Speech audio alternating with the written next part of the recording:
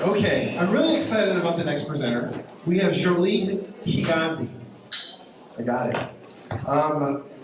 Jolie has lived what many of us only dare to imagine.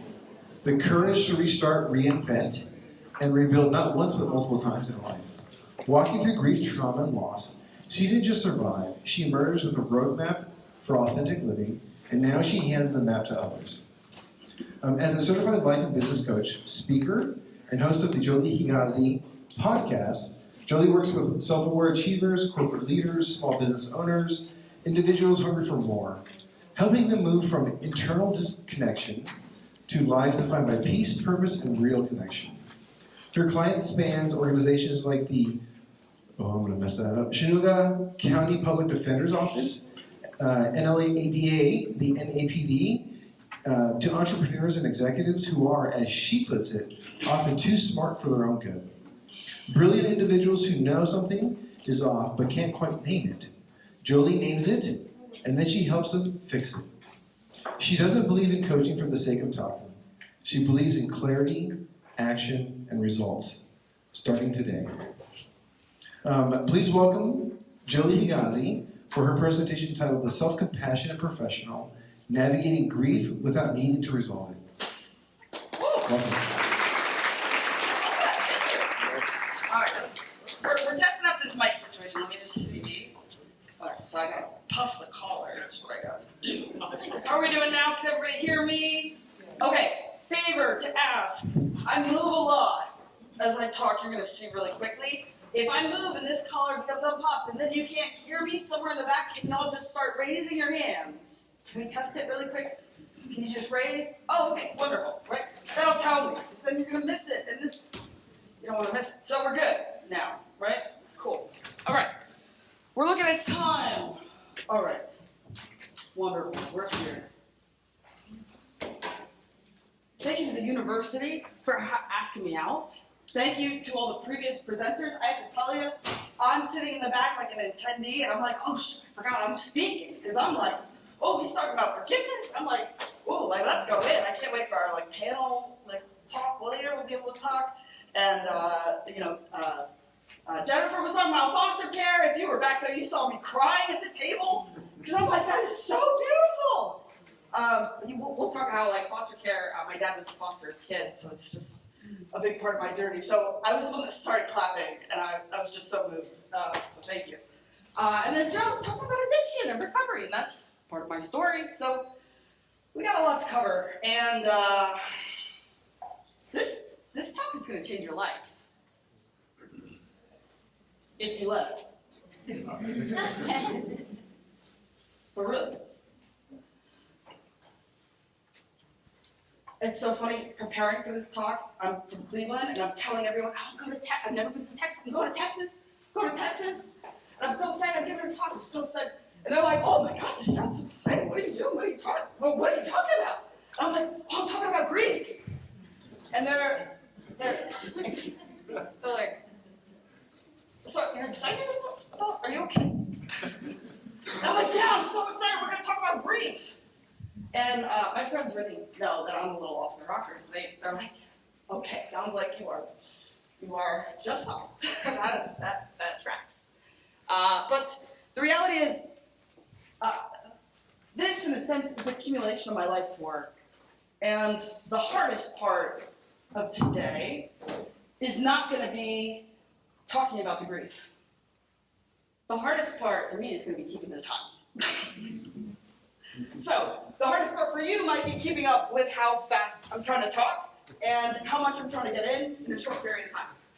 My goal here is also to give a little bit more time after my talk for Q&A and discussion, because I think that's where we actually learn the most. So as we are going through my actual talk, my story, when you have questions, things that come up, keep it in mind, because we're going to be able to dive into it. Okay, self-compassionate professional. Honestly, AI made the title of the thing, because I'm not good at the titles, I'm good at the meat of it. So, here's a quote. Joy is the matriarch of a family of emotions. She won't come into your house if her children are not welcome. I love this quote. Joe Hudson. He's a coach, Art of Accomplishment. He's a podcast. By the way, if you're like a big note taker and slides and stuff like that, at the very end, I'm going to have a QR code where you can get all the slides and more information, resources, lovable. So don't pressure yourself. You're going to get all this. Just listen. Just be with me. Right? Joy's the matriarch of a family of emotions. She won't come into your house if her children are not welcome. Why the heck are we talking about joy? I thought this talk was about grief. I thought we were going to cry. We probably are going to cry. I'm probably going to cry. But it's because of joy. It's not because of grief.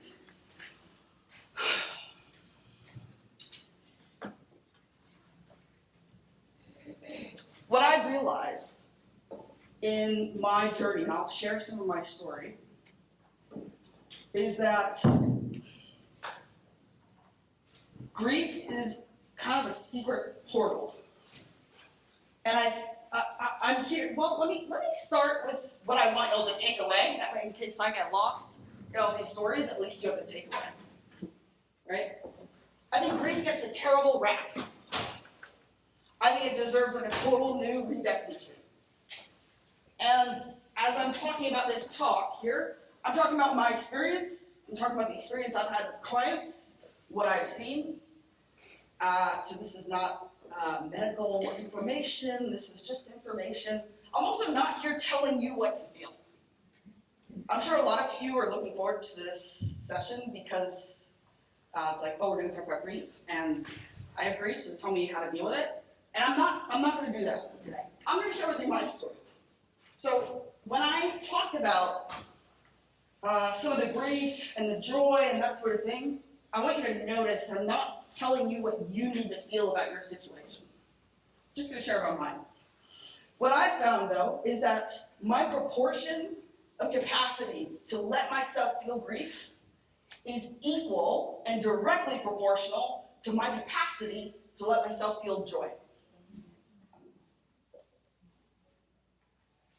My capacity on this side is directly proportional to my capacity on this side. That's my story. And that's why I love grief. And I think actually the talk should be, how do we get good at grief? Because grief is just part of who we are. And nobody teaches us how to do it. And actually, I think this is the question that we should be asking. How do we get good at grief?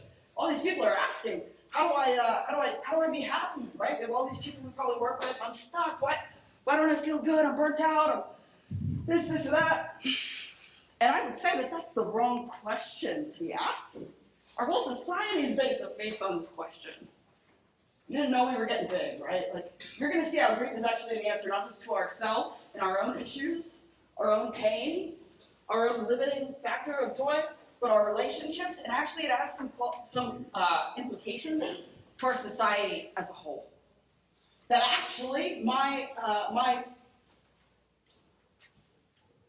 theory is that if we actually were all good at grief, we would see a lot less of the challenges that we're seeing in the world today. I think it comes down to not being able to feel.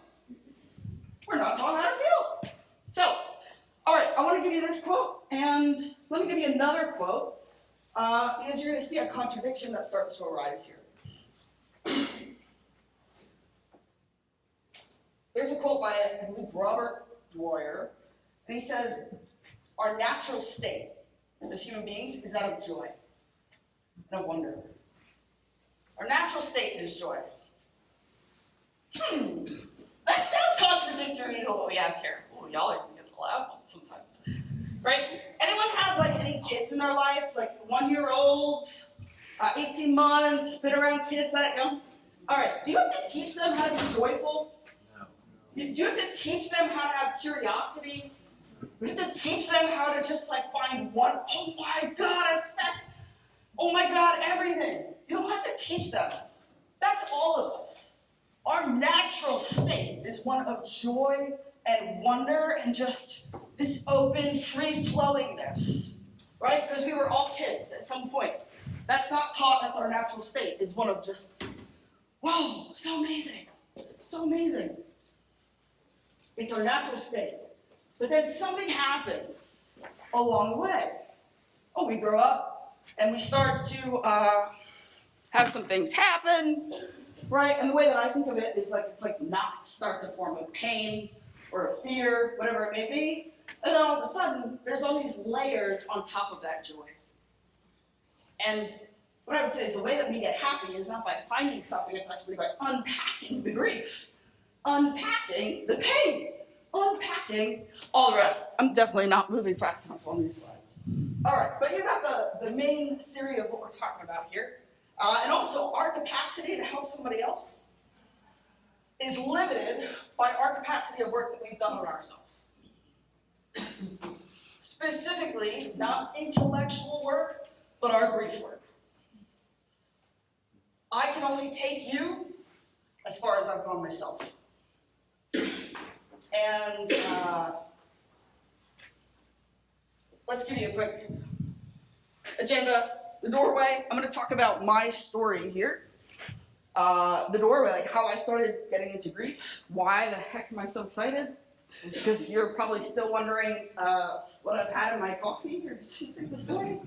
And I will say I'm in recovery as well. So when I saw Joe, I'm like, yeah, look at this, man. It's just a lineup. We're talking about addiction, recovery. Great, now let's talk about grief. So anyway, this is natural.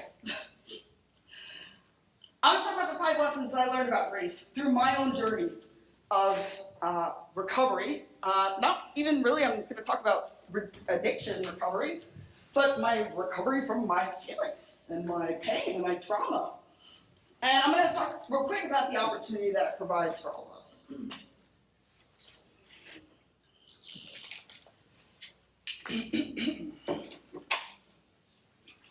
All right, let's talk about where this started for me. The wound is where the light comes in. So I want to talk to you a little bit about the wound. And when I first started getting in touch with grief. It was December of 2019.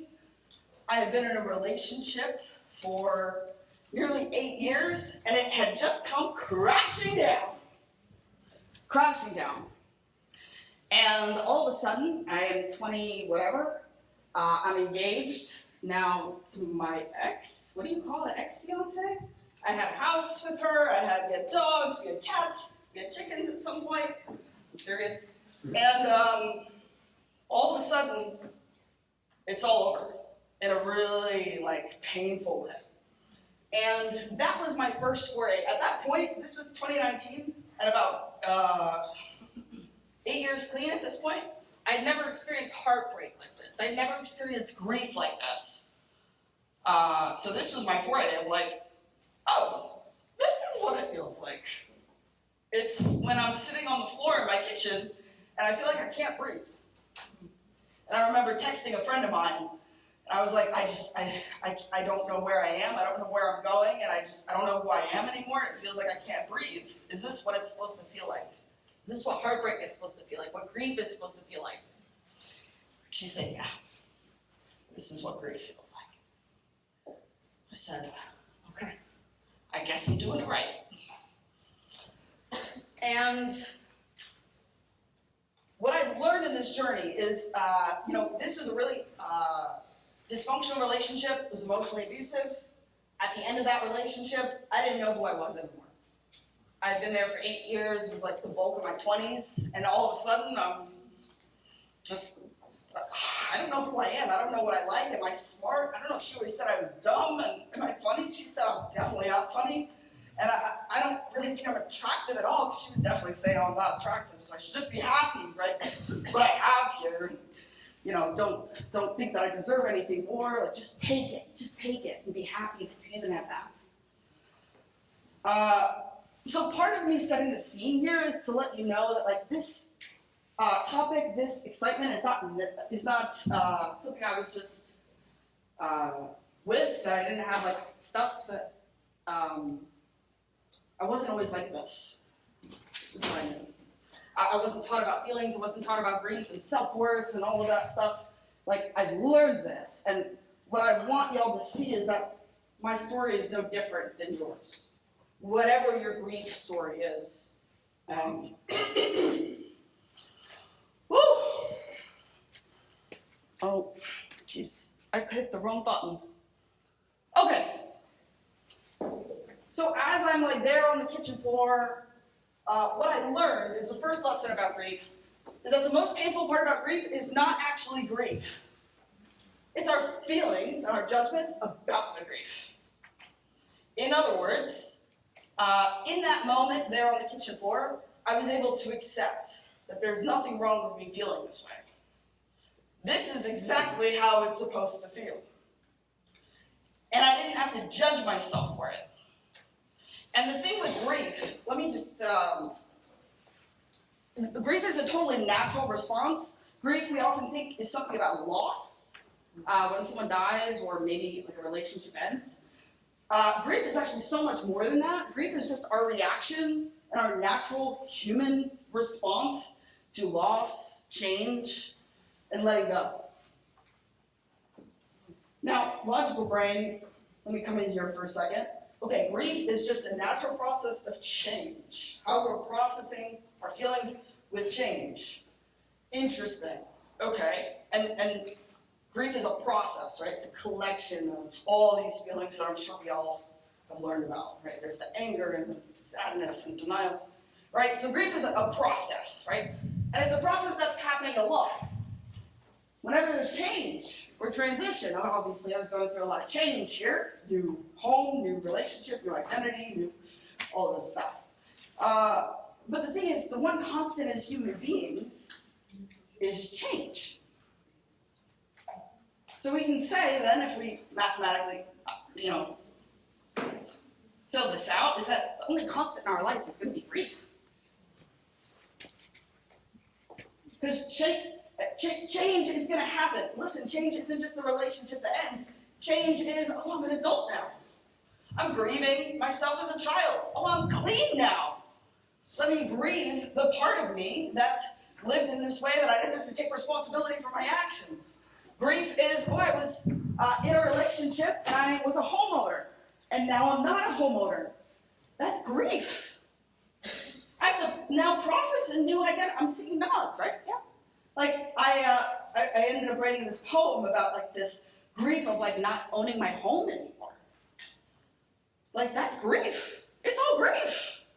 Of not being able to vacuum at any time of the night anymore. Like, the thing is, that's still a loss. We can't compare and say, no, that doesn't count. That's just normal life. I should be fine. No, there's a loss there. Let's just be real about it instead of judging it. So I realized that the most painful part about grief was my judgments about it. So if I can actually first just give myself some compassion and acceptance that as a human being, you are going to grieve, whether you experience the capital T traumas or the betrayals or the abuses or whatever it is, or if you haven't, you're not going to escape grief. Grief, I'm in my 30s now, and like sometimes parts of my body hurt for no reason.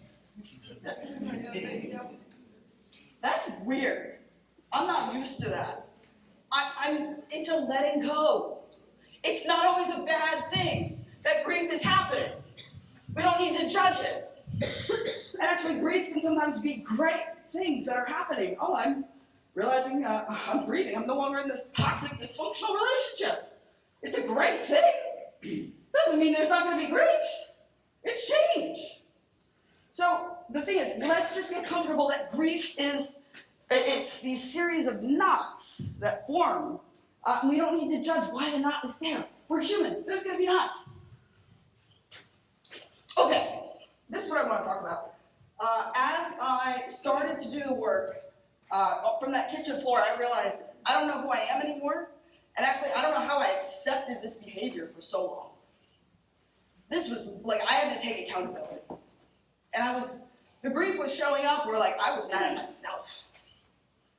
I was mad at myself. I was mad at her. I was mad at my mom for not teaching me boundaries. I was mad at my mom for never teaching me self-love. I was mad at her mom. Somebody mentioned that, right? Like, I was mad at her mom for not teaching her self-love so she could teach me self-love. I was lost. And what I started to do is, as I started to unpack this traumatic ending, right? This abandonment all of a sudden, right? I'm alone with my dog at the time. and my dog, I got in the relationship together. Like, I wouldn't have had my dog without her. And now I have my dog with me, and it's like, oh, I'm really mad, and I'm really hurt at her, but like, if she wasn't around, I wouldn't have Luca. Right? So I started realizing, like, grief is this string of knots. They're all connected. And actually, when I start to pull on one, it starts to pull on another. When I start to untangle one, there's another one that is now left.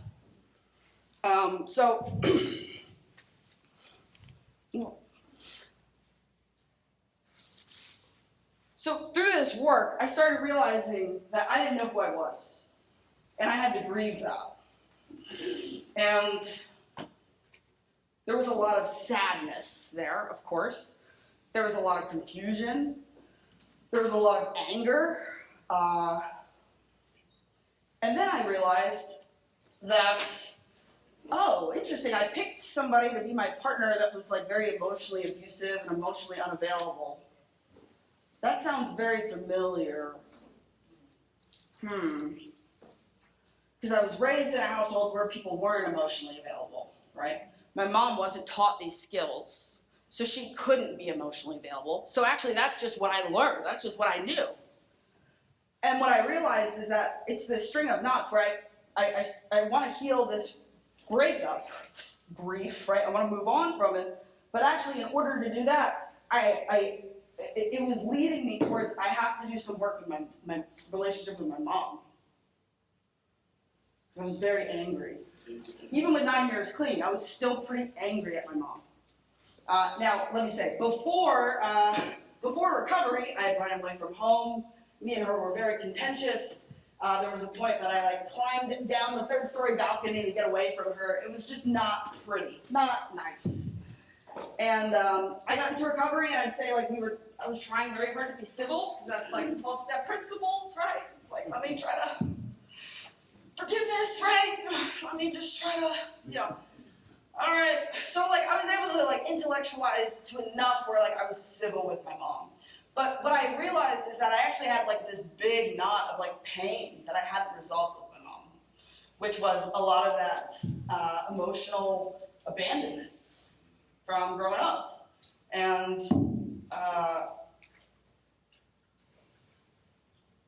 interesting, right, is that we compare grief a lot and we compare trauma a lot. And this is something that surprised me in my own journey, is that in my history, right, what I realized in my recovery and getting clean is that I had a lot of abuse that I had to heal from. I had physical abuse, I had sexual abuse, I had emotional abuse, I had spiritual abuse. There was a lot of abandonment trauma, my parents divorced, there was blah, blah, blah, blah, blah, blah, blah. Blah, blah, blah, blah. I can say that today because it's all blah, blah, blah. But based on everything you just heard, imagine, which of those do you think would have been the hardest one to grieve?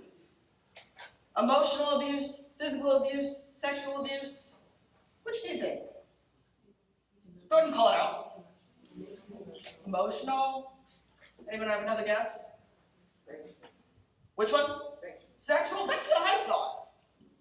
That's what I thought. I mean, that's what we're kind of taught in a way, right? It's that's the epitome of abuse and pain.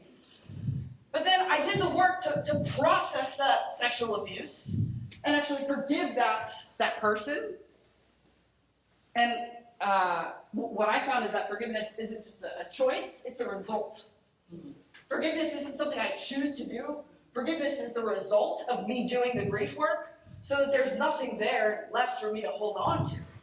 Yes, this happened, and I've processed this pain, I processed this hurt, I processed the boundaries that are needed, and I'm good. I'm okay. That ex, right, that I was talking about, I love her to this day. I have unconditional love and hope for well-being for her. And I have not been in contact with her for years. But I have so much hope for her. And now it's getting weird, right? Because it's you're saying two contradictory things. This is getting confusing. And this is the beauty of what grief is that it starts to, one knot pulls on the next knot. right? And then it's very confusing. And like was said before, this is why a lot of people don't want to do this work. And I'd say not even just our clients, but ourselves. I see the time. And I would say that this is the opportunity, right? So what I realized is that we cannot heal what we do not feel. So at some other point, before this brief story in my recovery process, I had tried to forgive my mom. Because I had intellectually realized how trauma works. She did the best she could with what she had, and it's okay, right? It's okay. It's okay, right? But the reality is the feelings are what's true. And the feelings would show up in that when I would still try to have a conversation with my mom, it would show up with like this like angst of like, what do you want? What do you want?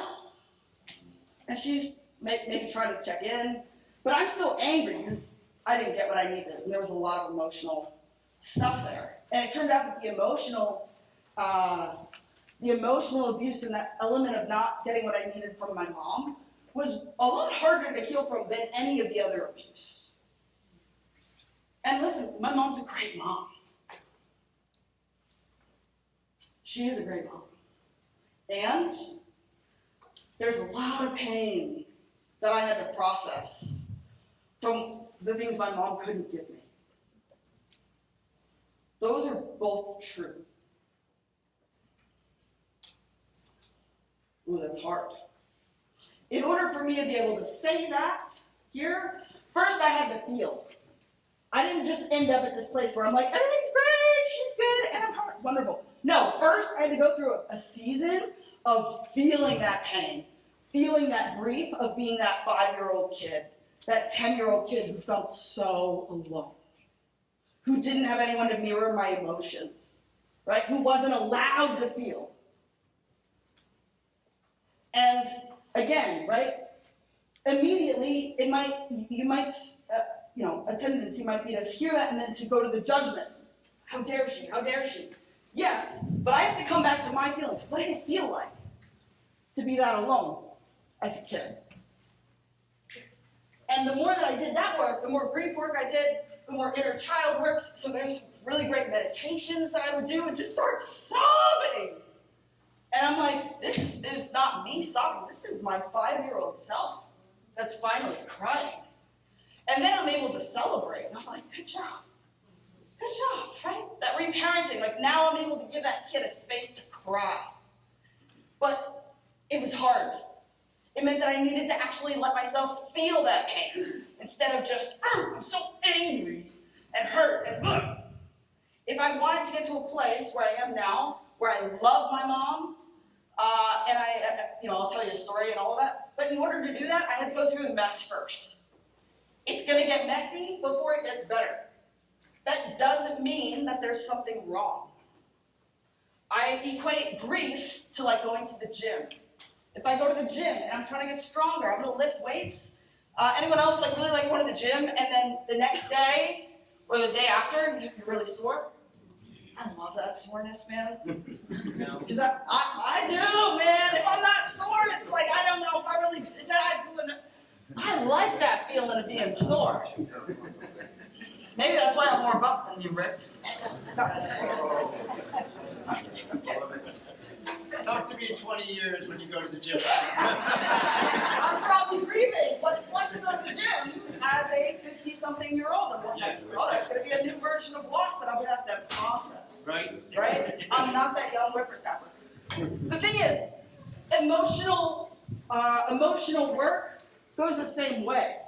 When I'm crying my eyes out and there's snot coming out because I'm finally letting myself feel the pain that I haven't fully let myself feel, I'm able to then come out of that and be like, that was good. Good job. This is what it's supposed to look like. This is what it's supposed to feel like. It's supposed to hurt. That means I'm growing. Now, context here, right? I needed to find a way that I can feel the pain and let it come in without it totally destabilizing me. So I have a therapist, right? I have in my, I have a recovery world, I'm a sponsor, I have all these things. But the thing is that we have to let ourselves feel it. I had to let myself feel what it was like to be that kid who had that abuse, and what that was like for that kid to be so alone. I had to let myself fully feel it. And only then can I start to do more of the work, because now there's more space. We can't heal what we don't feel. A lot of times, what we are feeling, we're like, no, I feel it already. And I think of grief like knots, right? So imagine there's like this trauma with my mom or my partner or whoever it is, and it leaves a knot, right? There's like that pain. And now the pain that we're often experiencing is not us actually processing that pain. It's us trying to get away from that grief. We want it to go away. And actually when we do that, we're pulling. We're trying to get away from the knot, and we're making the knot even tighter. This is what most of us do, and that's why most of us think that these knots are permanent and stuck. And actually the purpose of therapy is just to learn how to exist around these knots. Maybe for some people. For me, I know that I had to deal with my feelings because that's part of my recovery process. It was either I feel it all, and I'm honest, and I do the self-inner work, or I run a risk of going back to active addiction. So I made a choice to feel, and to feel it all. And actually, by feeling, what we're doing is we're adding some lubrication. We're not adding tension. We're allowing it. We're adding some self-compassion here. I'm feeling all these feelings, and it is okay that I'm feeling it. This is hard. It doesn't mean it's a bad thing that's happening, right? And actually what that starts to do is it starts to, offer a little bit of looseness, a little bit more space. Sometimes we can't do that ourselves. I didn't know how to offer myself self-compassion when I started this journey. I needed other people to offer it for me, of like just mirroring that, like, oh, this is really hard, and just sit there with me in my grief and let me process it.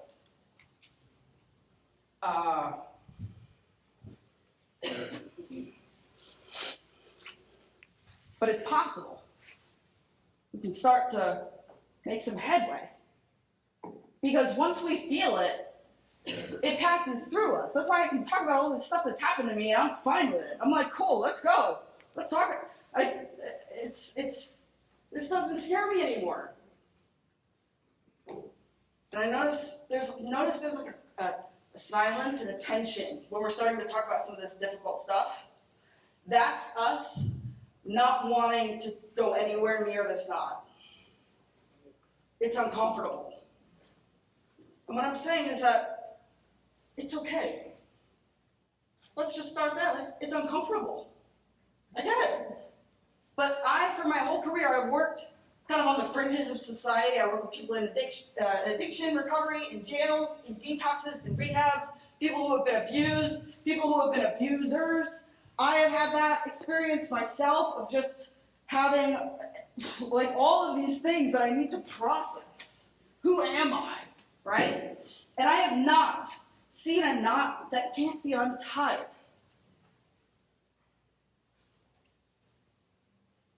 They can all be untied. There's nothing we just have to deal with. If we're willing to do the emotional work to process it, we can do it. We can do that with help. So the process here is to let ourselves feel. How do we do that? We need to accept that seemingly opposite things can be true at the same time. That ex that was really abusive to me, that I was like, oh, I'm so glad I'm out of this relationship. What about when sometimes I would miss her? And like the beautiful moments. She cooked a banging chicken masala. And sometimes I was like, I miss that chicken masala. She got us this dog. And sometimes there were beautiful moments that we had. Nothing is all black or all white. It's all something in between, right? So what I have here is that sometimes there are knots that are a little more difficult. Hold on, what kind of knot, what kind of grief do you have? Because there's a knot for everything. What, just tell me what you have, because I'm sure we can find a knot that fits it, right? Let me tell you about this knot. What happens when the person who caused you the most harm is also one of the people who showed you the most love in your life? How do you deal with that? A lot of us don't want to deal with that contradiction, so we just throw it all away. Or we just ignore it, right? I don't want to deal with that knot. By doing that, what we're doing is we're also throwing away the good, the love that was in there. And that's the story of me and my mom, right? Is that she wasn't able to mirror me. She wasn't able to give me what I needed. But you know what she did do is like all the physical things, And eventually in my grief process, you have to start, sometimes it's not just a knot you're untangling, you're actually untangling the threads. To say, you know what, she did always come to my games. And she did always try to make sure that I had a birthday that was really special. She would buy me like a lot of things, a lot of physical things, and that was nice. And, this pain, because what I really wanted was just some emotional, love. But the thing is, we can start to untangle them. The knot can start to come untied if we can sit slowly with all the different feelings that both are true about my mom. And it's okay. So sometimes it involves a little more of a process of untangling. And that is part of the process. We can still untangle it. It's just about if we're willing to do that work. Willing to get the support to do that work. Now, the thing here is that our capacity, right? The more that we do that work to untangle, where's my rope? The more that we do this work to untangle, the more our capacity for joy, the more our capacity for love. Because grief and joy are just two sides of the same coin, right? So actually, the more grief I did, the more sensitive I realized that I was starting to get about joyful things. A friend of mine would show me safari pictures, and I would start crying. Because it's so beautiful. I was crying listening to the Foster help. That is beautiful. So let me tell you, as I start to untie, I start to increase my capacity to receive love and feel love and experience joy and beauty in the world. So let me tell you, right? I did a lot of work about me and my mom. I did a lot of work. And notice, right? When we have all knotted up, imagine, this is our emotional capacity for either grief, sadness, or for joy. It's gonna be limited. The more we untangle this knot, look at how much more we get to feel, right? So let me tell you about my mom really quick. I started doing some work, and eventually I was able to really process the pain and let it go. With my mom, this was a lot of inner child work, trauma work. And let me tell you a quick story, right? Is that the other day, or not the other day, a couple weeks ago, I told my mom that I needed to rehome my dog. That's its own grief. We're not talking about that grief, though. That's its own knot. Hold on, you're worrying about the wrong thing. But the thing is, I already processed that knot of my dog. That was its own knot. But now I'm okay, right? I don't need to dance around it. I appreciate the awe, but she's good, I'm good, we're good. But I told my mom is deathly afraid of dogs. My mom has never met Luca. She's not afraid of the people. We're like, okay. I've had Luca for 10 years. I told my mom, I rehomed my dog. And she told me this story of how, last year I was starting to get a feeling that you were a little overwhelmed. And I started thinking of what if there would be a time that you would need help? And she said, I was starting to think of if Luca needed to stay with me for a while and stay in the condo and is there a way I could block it off so she's not near me? And I'm like, Mom, you never told me any of this. She's like, no, I was just thinking, right? I was just wanting to be ready, And I said, Mom, we need to, she was just ready to talk about something else. And I said, Mom, hold on. Like, I need a minute. Because right now in this moment, I'm feeling how much you love me. In your way. Not in the way that I wanted back then, or that I needed when I was a kid. But I've done enough to let that go, that today I can be present to what is. And that in that moment, that is her highest form of love. And I was like, you were willing to, and I just started bawling. And I was bawling because I felt love. I felt love in a way that my mom wasn't even consciously trying to express it. Right? But I felt it in that moment. And I was able to tell her, like, thank you. Like, thank you for loving me that much, that you are thinking about my comfort. It's not like you're running to save me from a dog that's, like, chasing me. It's like, you just want to make sure I'm okay. And that's your way of doing it. Like, thank you. And let me tell you, that's been a journey, me and my mom. And being able to receive her love was actually the hardest part of my grief process. The joy, the love, letting the love in. It's hard to process the pain, yeah. You know what's harder? Is letting in the joy. True joy. True love. That's like overwhelming that I have to start crying. And that's okay, right? This is what I mean though. That like the more we untangle, look at my capacity now. Look at my capacity for grief on this side. And look at my capacity for joy over here. That I can be talking to my mom. I can be babysitting this little 18-month-old, and I'm just sitting there in wonder. And just like, oh my God, you are so beautiful. And I'm crying. For me, that comes up with a lot of crying. My friends all understand, right? Like, there she goes. And I have the self-compassion today to be like, there I go, I'm gonna celebrate it, right? I was almost gonna make a spreadsheet so I could track how much I'm crying, right? Because for me, it's beautiful. It's not pain. Today, like, it's beautiful. And, all right, we're definitely not where I wanted to be for time. And I'm gonna forgive myself for that. Unconditional love is not unconditional acceptance of harmful behavior. This is what I thought in my relationship. If I really love her, I'll stick with her. Nothing else matters. No, there's a duality here. I can love you and have boundaries. I can love you and detach. My mom, I can so love you, and I am not going to expect that you can be emotionally available for me to talk about what I'm talking about today.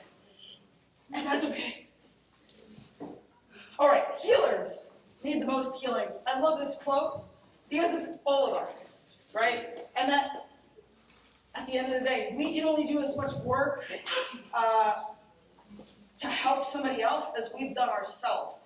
I gotta tell you, I can feel it when someone has done their grief work. This isn't something you can just intellectually fake and say the right things. Because I can tell how far you've gone by how far you're willing to let me go, right? So if I'm here with you and I'm talking about how I actually have a lot of love for that ex that was really abusive, and I have the proper boundaries and all the things, and I have such love, are you able to sit with that? Or are you going to start to get uncomfortable and need to? This is what I mean. Our ability to hold space is going to be what we allow whoever we're with, we create that. So today, right, friends make fun of me, like, how many people did you make cry today in your work? Because I just have so much space and people just end up crying, and I'm like, great. I don't need to rush it. I don't need to fix it. I don't need to say, at least this, at least that. It could be worse. No, I can sit with it. All right. If we're able to do this work and live in this duality, it has consequences for our whole society, right? Polarization is us living in a black or white world. It's throwing away the knot, even though it's not just all one thing. It's saying that's too uncomfortable to untangle, so I'm good with it. I'm done with it. This is what we have in our whole world today. I know one fact about you, and then I'm already written off. What about the million other threads there? And this is what I mean by I live on the fringes. I work with people that are in jails who have done terrible things, and I still see the duality in them. I see the good in them. Not in a hunky-dory thing, positive way, where I'm like diminishing the dark parts. I'm able to see it for what it is and hold both, because I can see both of those in me, right? I can hold both because I've been on both sides of that. I shared how I'm in part of my recovery process. I came out as gay. It's beautiful.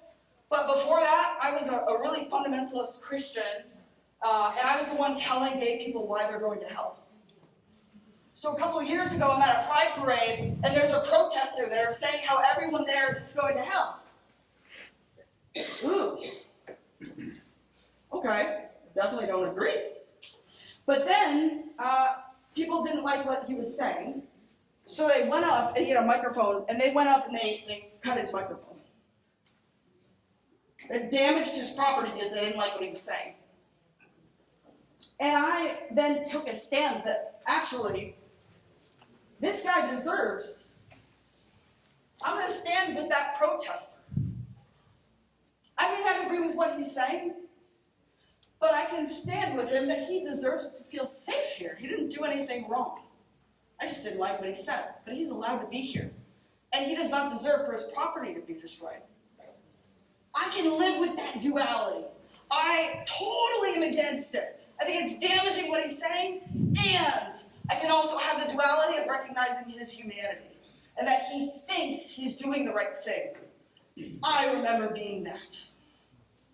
And if I can make peace with both sides of me, it makes the rest of the world a lot peaceful as well.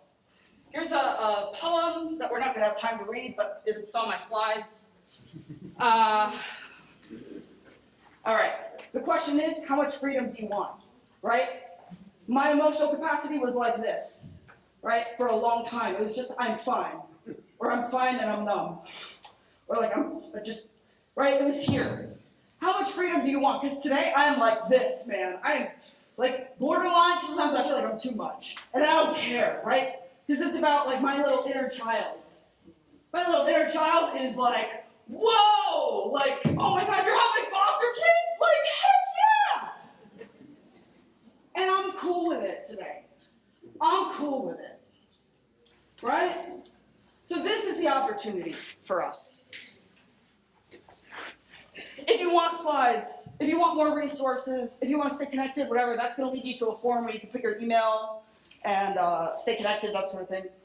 I believe in you, right? Whatever knot there is in your life, okay, that's going to be our teacher, right? And you can get through that knot. We don't have to just ignore it and brush over it.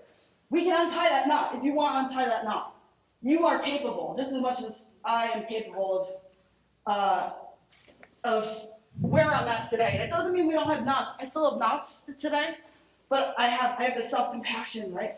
I can address it. It's a maintenance process. And the thing is, you deserve it. You deserve it. Why do you not deserve to feel that much freedom and joy and love? That a stranger can move you to tears because you feel that connection and that love and that joy. You have that capacity within you. It's already there. It's just taking off some of what's in the way. And that's your grief work. That's our work, and that's our ability of being of service to somebody else in helping them do that. And the best way we can help them is doing it ourselves. And I believe in you. You can do it. Thank you. Jolie and Val, thank you, Jolie.